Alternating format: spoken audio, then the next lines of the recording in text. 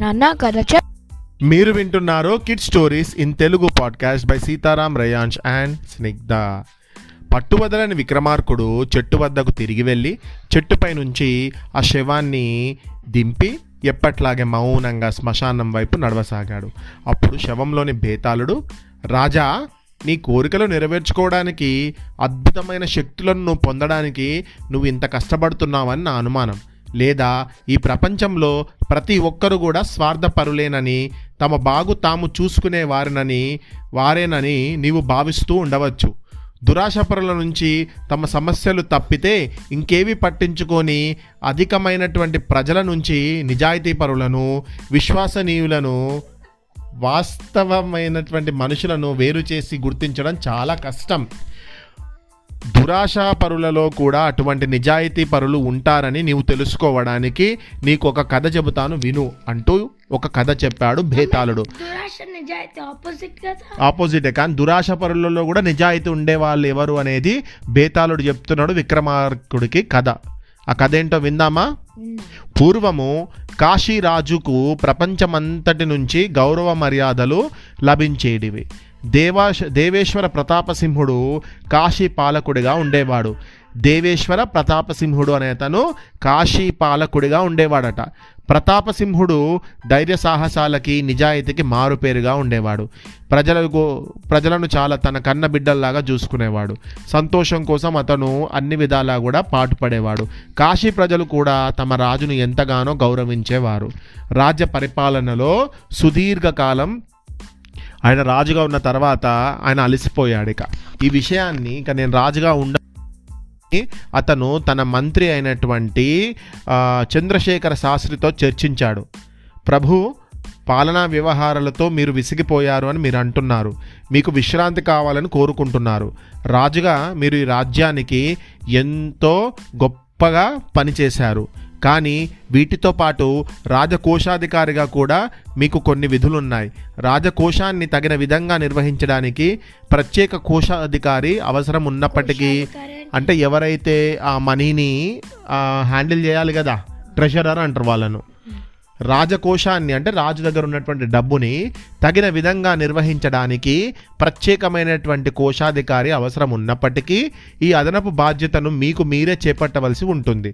కానీ ఇతర బాధ్యతలను మోస్తూ ఈ పని చేయడం చాలా కష్టం. అందుకే మీరు అలసిపోతున్నారు అన్నాడు మహామంత్రి. మహామంత్రి ఏం చెప్పిండంటే, మీరు అడిషనల్ రెస్పాన్సిబిలిటీ తీసుకుంటున్నారు, అది వద్దు, మీరు అలా చెప్పగానే రాజనేవాడు తప్పకుండా రాజ్యపాలనా వ్యవహారాలతో పాలు పంచుకోవాలి, కానీ కోశాగారాన్ని నిర్వహించిన బాధ్యతను అతడు ఎందుకు మోయాలి? కానీ మీరు చెప్పింది మాత్రం నిజం. నేను అధిక భారంతో కుంగిపోయాను.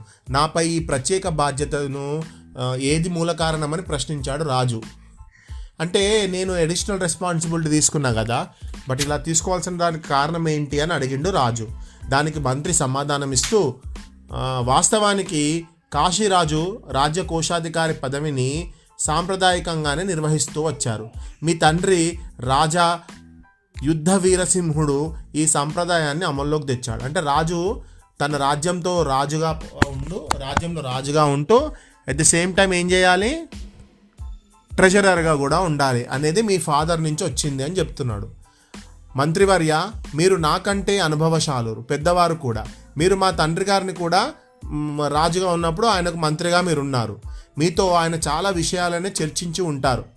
కాశీలో ఇలాంటి వ్యవస్థను సృష్టించడానికి తగిన కారణం ఏమిటో దయచేసి నాకు చెప్పండి అని అన్నాడు.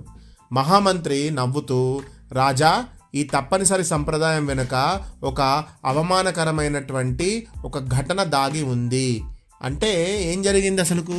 రాజు అనేవాడు రాజ్యాన్ని చూసుకోవాలి, ట్రెజరర్గా సపరేట్గా ఒక వేరే పర్సన్ ఉండాలి కదా. బట్ ఏంటిది, ఈ పరిస్థితి ఎందుకు వచ్చింది? రాజు ఎందుకు ట్రెజరర్గా ఉంటున్నాడు అనే క్వశ్చన్ని వేసిండట.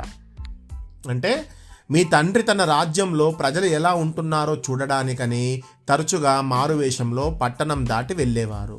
అదే సమయంలో రాజసేవకులు ఎలా పనిచేస్తున్నారో కూడా పరిశీలించేవారు. రాజు మారువేషంలో ఉండగా అతడిని ఏ ఒక్కరు కూడా గుర్తించగలిగేవారు కాదు. ఆ విధంగా మీ తండ్రి తన రాజ్యంలో జరుగుతున్న అన్ని విషయాల పట్ల ఎంతో అప్రమత్తంగా ఉండేవాడు. రాజు మారువేషంలో వెళ్ళేటప్పుడు నేను కూడా ఆయనను అనుసరించేవాడిని. ఒక రాత్రి వేళ రాజు నగరాన్ని దాటి వెళ్ళారు. మేము ఆ సమయంలో రాజుగారు దగ్గర ఉండేటువంటి అంటే భద్రపరిచేటువంటి రాజుగారి సంపద భద్రపరిచేటువంటి ఒక గిడ్డంగిలోకి ప్రవేశించాం. ఆ సమయంలో కోశాగారం లోపల వెలుతురు ఉండడం చూసి ఆశ్చర్యపోయాము. అక్కడ ఎవరో మాట్లాడుకోవడం కూడా మేము విన్నాం. మేము నిశ్శబ్దంగా అక్కడికి వెళ్ళి జరుగుతున్నది చూసి ఎంతో ఆశ్చర్యపోయినాం. ఆ కోశాధికారి రాజా అక్కడ మీ తండ్రి గారు అపాయింట్ చేసుకున్నటువంటి ఆ కోశాధికారి అక్కడ చూసి తన సహాయకుడితో కోశాగారాన్ని కొల్లగొట్టాలని చూస్తున్నాడు. అంటే మీ నాన్న ఒకరిని నమ్మి ట్రెజరర్గా ఒక బాధ్యతను అప్పచెప్తే ఆ ట్రెజరర్ ఏం చేసిండంటే రాజుకే మోసం చేసి డబ్బులు తీసుకుందాం అని అనుకుంటున్నాడు. ఆ విషయాన్ని మేము చూసినాం. అతడు సాక్ష్యాధారాలతో సహా దొరికిపోయాడు. ఈ ఘటనలో కోశాధికారి తప్పించుకొని పారిపోయాడు, కానీ అతడి సహాయకుడు మాత్రం పట్టుబడ్డాడు. ఎప్పుడైతే ఈ ట్రెజరర్ దగ్గర ఉండే ట్రెజరర్ పారిపోయాడు, కానీ అసిస్టెంట్ దొరికిండు. మీ ఫాదర్ దగ్గర పనిచేసేటువంటి ట్రెజరర్ అండ్ అసిస్టెంట్లలో ట్రెజరర్ దగ్గర ఉండే అసిస్టెంట్ మాత్రం దొరికిండు, ఇంకో అతను పారిపోయిండు. రాజు వెనువెంటనే కోశాధికారిని పట్టుకొని రేపటి దినం తన ఆస్థానానికి తీసుకురావాల్సిందని ఆదేశించాడు. ఆ మరుసటి దినం మీ తండ్రి యుద్ధ వీరసింహుడు తన ఆస్థానంలోని సహాయకులందరినీ పిలిపించాడు. జరిగిన నేరం గురించి చర్చించారు. కోశాధికారి చాలా తప్పు చేశాడు అని చెప్పి అందరూ అంగీకరించారు. కోశాధికారికి రాజు మరణశిక్ష విధించాడు.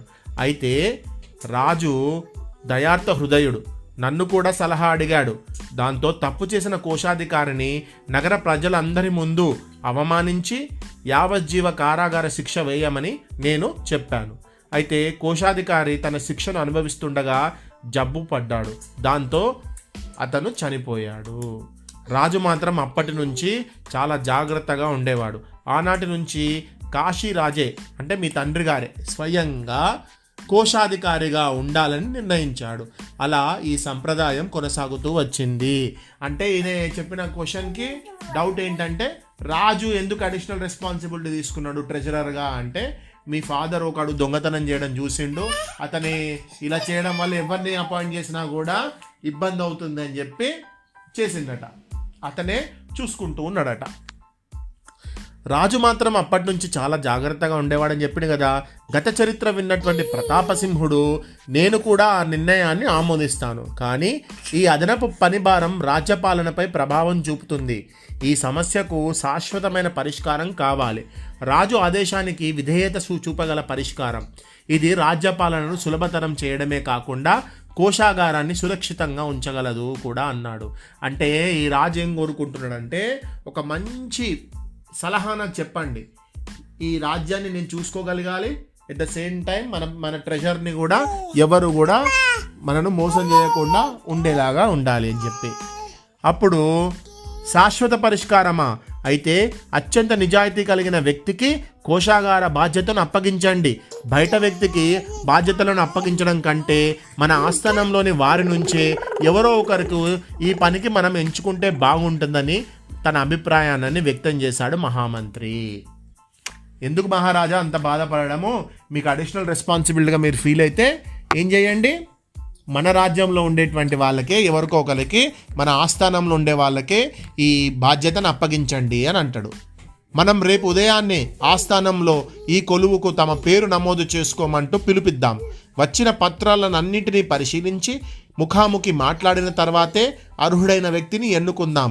దీనికోసం ఒక ఎంపిక మండలిని ఏర్పాటు చేద్దాము. అంటే ఒక ప్యానల్ని కూడా ఏర్పాటు చేసి ఎవరైతే ఈ పోస్ట్కి ఇంట్రెస్ట్ ఉంటుందో వాళ్ళందరినీ కూడా మనము వాళ్ళ దగ్గర నుంచి మనం వాళ్ళ యొక్క కన్సర్న్ తీసుకుందామని అంటాడు.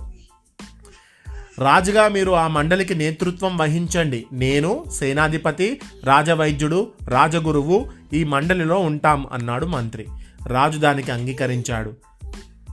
కోశాధికారి పదవి కోసం నమోదు చేసుకోవాల్సిందని రాజ ప్రకటన వచ్చింది. ఆస్థానంలో ఉన్న 101 మందిలో 100 మంది తమ పేరును నమోదు చేసుకున్నారు. రాజు తీవ్రంగా ఆలోచించాడు. ఈ పదవి అంత ముఖ్యమైంది కాబట్టే దాదాపు అందరూ నమోదు చేసుకున్నారా? తర్వాత అతడు ఎంపిక మండలిని సమావేశపరిచాడు. ఈ పదవికి పేరు నమోదు చేసుకొని ఒకే ఒక్కటువంటి పర్సన్ ఉన్నాడు కదా, ఆయన పేరు విశాలగుప్తుడు. ఈ విశాలగుప్తుడు ఎందుకు మరి పేరు నమోదు చేసుకోలేదు? 101 మంది ఉంటే ఆ 101 మందిలో 100 మెంబర్స్ చేసుకున్నారు, కానీ ఒకడు మాత్రం పేరు నమోదు చేసుకోలేదు. ఎందుకు పేరు నమోదు చేసుకోలేదు అని ఆలోచిస్తున్నాడు రాజు. అయితే ఆ విషయం కూడా రాజు బాగా ఆలోచించిండు. ఏంటి? తీవ్రంగా ఆలోచించిండు. ఈ పదవి అంత ముఖ్యమైనది కాబట్టి అందరూ నమోదు చేసుకున్నారు కదా, మరి ఇంకొకతను ఎందుకు నమోదు చేసుకోలేదు అంటే, ఇతడు పేరు విశాలగుప్తుడు. ఇతడు ఆర్థిక వ్యవహారాల్లో నిపుణుడు, అంటే ఎకనామికల్గా బాగా ఆయనకు నా సబ్జెక్ట్ బాగుంది, ఫైనాన్షియల్ మ్యాటర్స్లో. రాజ్య ఆర్థిక విధానాలపైన సలహా ఇస్తూ ఉంటాడు. అలాగే రాజ్యానికి సంబంధించిన అన్ని విషయాలు కూడా అతనికి తెలుసు. సరైన అర్హత అనుభవం ఉన్న వ్యక్తి ఈ పదవికి ఎందుకు పేరు నమోదు చేసుకోలేదని అక్కడ ఉన్నటువంటి అందరూ కూడా ఆశ్చర్యపోయినరు. ఆస్థానంలో బహిరంగ సభలో మరుసటి దినం అభ్యర్థులను పిలిపించి పరిశీలించాలని నిర్ణయించుకున్నారు. సరే, ఈయన పేరు నమోదు చేసుకోలేదు కదా, మిగతా వాళ్ళు ఎవరున్నారో వాళ్ళందరినీ పిలిచి మనము ఒకసారి ఇంటర్వ్యూ చేద్దాం అనుకున్నారు. ఆ మరుసటి దినం అభ్యర్థులను అందరినీ కూడా పిలిచి రాజస్థానంలోని రాజసభికులు, సామాన్య ప్రజలు కూడా ఉన్నారు. రాజు తరపున ప్రధానమంత్రి అభ్యర్థులను ప్రశ్నించసాగాడు. కోశాధికారి పదవికి పేరు నమోదు చేసుకున్న అందరికీ ఒక ప్రశ్న. ఈ పదవికి మీరే తగిన అభ్యర్థి అని ఎందుకు అనుకుంటున్నారు? ఈ పదవికి మీరు ఎందుకు నమోదు చేసుకున్నారు అని అడిగాడు. రాజు అడిగిన ప్రశ్నకు ఆ 100 మంది అభ్యర్థులలో ఏ ఒక్కరు కూడా సరైన సమాధానం ఇవ్వలేకపోగా తానే తగిన అభ్యర్థినని రుజువు చేసుకోలేకపోయారు. దాంతో ప్రధానమంత్రి రాజు అనుమతితో ఆ పదవికి పేరు నమోదు చేయని వ్యక్తిని సంబోధిస్తూ, నీవు ఈ పదవికి ఎందుకు నమోదు చేసుకోలేదో అని ప్రశ్నించాడు. విశాలగుప్తుడు ఏం చేశాడంటే, తన ఆసనం కూర్చున్నటువంటి సీట్ నుంచి లేచి వినయంగా ఇలా సమాధానం ఇచ్చాడు. అయ్యా, నేను ఇప్పుడు చేస్తున్న పనులు, బాధ్యతలతో పూర్తిగా సంతృప్తితో ఉన్నాను. ఆస్థాన ఉద్యోగిగా నేను రాజ్యశ్రేష్ఠును కోరి ఆర్థిక వ్యవహారాలపైన నా అభిప్రాయాన్ని తరచుగా వ్యక్తపరుస్తూ ఉన్నాను. అందుకే రాజకోశాధికారి పదవికి నేను పేరు నమోదు చేసుకోలేదు. ఈ పదవికి నేను తగిన వాడిని కానని నాకు నేనుగా భావించడంతో నా అభ్యర్థిత్వం అంతటితోనే ముగిసిపోయిందని నేను భావించాను. అంటే నేను చేసేటువంటి డ్యూటీ నేను బాగా చేస్తున్నా, బట్ ఇదొక్కటి నాకు అడిషనల్ బర్డన్ అనుకొని నేను చేయలేదు అని అన్నాడు. తర్వాత దేవేశ్వర ప్రతాప మహారాజు ఇలా ప్రకటించాడు. గౌరవనీయులైన కాశీపురవాసులారా, కాశీనగర రాజునైన నేను రాజుగా నా విచక్షణాధికారాన్ని ఉపయోగించి విశాలగుప్తుడిని కాశీ రాజ్య కోశాధికారిగా నియమిస్తున్నాను అని చెప్పిండు. ఈ కొత్త పదవికి అనుగుణంగా అతని జీతం కూడా పెంచుతున్నాను అని చెప్పిండు. ఆస్థానంలో ఒక్క క్షణం నిశ్శబ్దమైపోయింది. బేతాళుడు ఈ కథ చెప్పి విక్రమార్కుడితో ఇలా అన్నాడు. ఓ రాజా, విశాలగుప్తుడిని రాజ్యకోశాధికారి పదవికి ఎందుకు ఎన్నుకున్నాడా రాజు? అతడు వాస్తవానికి ఆ పదవికి అతని పేరు కూడా నమోదు చేసుకోలేదు కదా. పైగా రాజస్థానంలో అంతమంది ముందు తన ప్రస్తుత బాధ్యతల పట్ల తాను సంతోషంగా ఉంటున్నానని ప్రకటించాడు కూడా. ఇప్పుడు ప్రశ్న ఏంటంటే, ఆ పదవికి అర్హుడిని నేను కాను అని అన్నా కూడా ఈ విశాలగుప్తుడినే ఆ పదవికి ఎందుకు ఎంపిక చేశాడా రాజు? ఈ ప్రశ్నకు సమాధానం తెలిసి కూడా నువ్వు చెప్పలేకపోయావో నీ తల 1000 ముక్కలవుతుంది అన్నాడు. దానికి విక్రమార్కుడు సమాధానం తెలుసు కదా చెప్పిండు. అభ్యర్థులందరూ కూడా కోశాగారంలోని ధనాన్ని దుర్వినియోగపరిచేటువంటి పథకాన్ని తమ మనస్సులో ఉంచుకొని వచ్చారనే రాజు అర్థం చేసుకున్నాడు. అలాంటి వ్యక్తులు ఆ పదవికి ఎంపికయ్యే అవకాశం ఏమాత్రం కల్పించకూడదని రాజు భావించాడు. అందుకనే ఈ పదవికి పేరు నమోదు చేసుకొని వారిపైనే రాజు దృష్టి పెట్టాడు. ఆ తర్వాతే అతడు తక్కువ వేతనం లభిస్తున్న ఆ పదవిని ఎందుకు ఆశిస్తున్నారంటూ అభ్యర్థులందరినీ ప్రశ్నించాడు. వారి నుంచి సరైన సమాధానం రాకపోవడంతో తాను ఊహించినదే సరైనదని రాజు అభిప్రాయానికి వచ్చాడు. ఆ తర్వాత సభలో విశాలగుప్తుడి సమాధానం విన్న రాజు అతడు తన బాధ్యతలతో సంతుష్టిగా చెందాడని, అంటే తన బాధ్యతలు అంటే ఇష్టంగా ఉన్నది, నిజాయితీపరుడని, దురాశ లేనివాడని గ్రహించాడు. ఆ పదవికి అతడే ఉత్తమమైనటువంటి అభ్యర్థి అని అప్పటికే తేలిపోయింది. ఈ పరిస్థితుల్లోనే రాజు సరైన నిర్ణయం తీసుకోగలిగాడు. రాజుకి ఈ విధంగా మౌనభంగం కలగగానే బేతాళుడు శవంతో సహా మాయమై తిరిగి చెట్టెక్కాడు. ఇది ఒక కల్పితమైన కథనే. ఇతడి చక్కటి కథ రాసిన వారు డాక్టర్ శుభాంకర్ బెనర్జీ గారు. శుభరాత్రి.